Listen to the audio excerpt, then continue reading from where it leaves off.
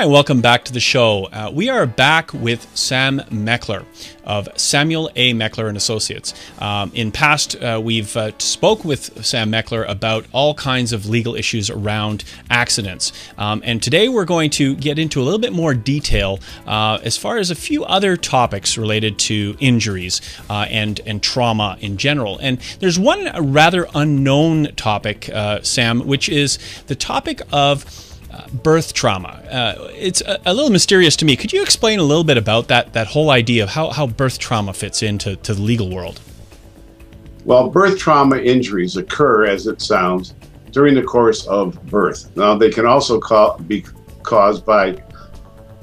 Okay, let's start that again. Okay, birth trauma cases involve injuries that occur at or around the time of birth. They can actually occur to the fetus while the mother is still pregnant, because a physician fails to give the mother appropriate medications when they should have, for example, in the face of high blood pressure, sugar diabetes, other things of that nature.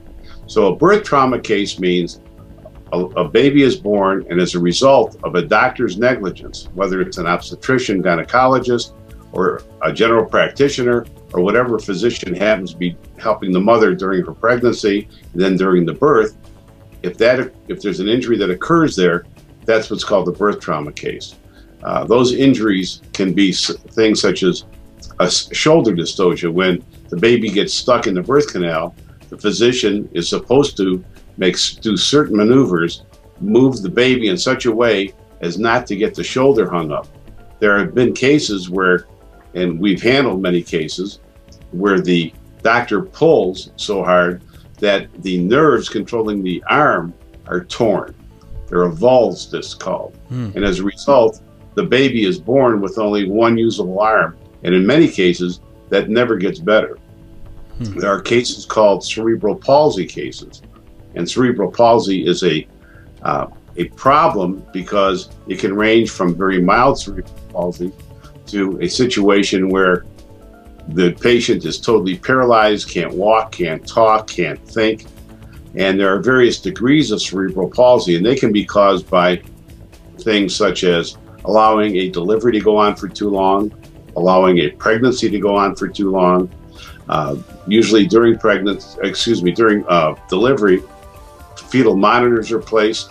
If the doctor doesn't recognize that the fetus is in trouble and doesn't take steps, for example, using a cesarean section technique to deliver the baby, then the baby can have what's called anoxia or hypoxia.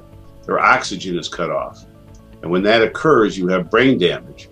And that brain damage, again, can be mild, moderate, or severe. The more severe, the more serious the deficit the baby's going to have. And in most cases, those are permanent.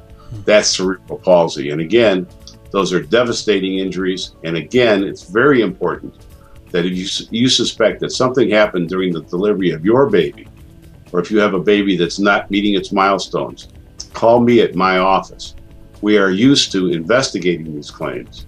We will get the medical records, we will look and see what happened, and see whether or not we can help you in the case of a child with cerebral palsy, shoulder dystocia, or any other problem for that matter that may have occurred during pregnancy or during birth. Well, Sam, that's very good advice. Thank you very much for shedding some light on that. So now we're going to get into construction accidents. Now, safety on the workspace, it's a common topic around, I see it a lot on television as far as, warnings and what have you. But things do go wrong and people do make mistakes. And now what about the legal rights of somebody who actually incurs an accident, a trauma on the workforce? How do you handle something like that? Well, construction site accidents are common, unfortunately. There are certain rules and regulations. There are supposed to be meetings on the site, safety meetings that should be occurring on at least a weekly basis, and the individual construction site has to be analyzed to see what hazards are particular to that particular site. For example, if somebody is working on a construction site and they're putting in cement floors, they've got cement buggies that are running around and other things that are unique to that. But A construction site injury is when somebody is working on the site and gets injured.